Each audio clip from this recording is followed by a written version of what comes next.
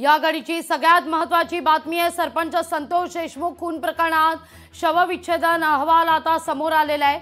शवविच्छेदन अहवालात धक्कादायक माहिती समोर येते।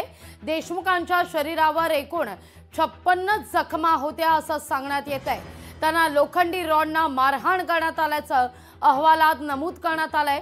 त्याबरोबरच त्यांना लाथाबुक्क्यांनी सुद्धा बेदम मारहाण केल्याचं सांगण्यात येत आहे। अहवालात नमूद आहे धारदार शस्त्राचाही वापर करण्यात आला होता। केज इथल्या उपजिल्हा रुग्णालयात संतोष देशमुख यांचं शवविच्छेदन करण्यात आलं। गॅस पाईपला करदोडा गुंडाळून त्यांना मारहाण करण्यात आलेली आहे। पीव्हीसी पाईपला क्लच वायर लावून त्याद्वारे मारहाण करण्यात आल्याची बातमी आता समोर येते। अतिशय संतापजनक असा हा प्रकार। लोखंडी रॉड आणि धारदार शस्त्रांना मारहाण करण्यात आलेली आहे। या सगळ्याविषयी बोलण्याकरता हरिदास तावरे आपल्या सोबत जोडले गेलेले आहेत।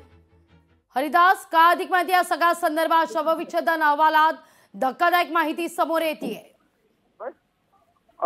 या ठिकाणी लागूच या ठिकाणी सांगता येईल की ज्यावेळेस संतोष देशमुख यांचे जे मारेकरी त्यांना मारहाण करीत होते त्यावेळेस जवळपास त्यांच्या हातामध्ये असलेले जे साहित्य होतं, लोखंडी रॉड असेल, पीव्हीसी पाईप असेल, हे जे साहित्य होतं याने त्यांना मारहाण करण्यात आली।